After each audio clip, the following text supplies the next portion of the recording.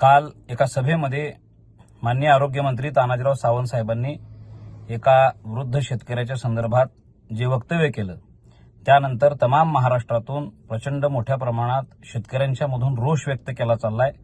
आम्हालाही फोन आले आणि मी सुरुवातीलाच शिवसेना पक्षाचा अधिकृत प्रवक्ता म्हणून तमाम शेतकरी बांधवांची जाहीर दिलगिरी व्यक्त करतो।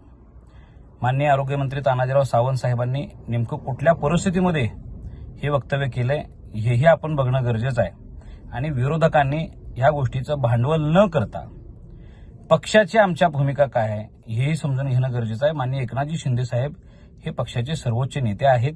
शिंदे साहेब शेतकरी पुत्र आहेत। शिंदे साहेबांनी आतापर्यंत शेतकऱ्यांच्यासाठी अनेक चांगल्या योजना घेतलेल्या आहेत, भविष्यातही आणणार आहेत आणि शेतकऱ्यांच्या विषयी प्रचंड मोठा आदर शिवसेनेच्या मनात आहे, शिंदे साहेबांच्या मनात आहे। त्यामुळं कुणीही या गोष्टीचं भांडवल न करता आम्ही शिवसेना पक्षाच्या वतीनं शेतकऱ्यांची दिलगिरी व्यक्त करतो आणि राजकारण न करता शेतकऱ्यांच्या बाजूने आपण सगळ्यांनी उभा राहिलं पाहिजे ही अपेक्षा आशा मी या ठिकाणी व्यक्त करतो आणि पुन्हा एकदा जाहीर दिलगिरी सगळ्या शेतकऱ्यांची मागतो।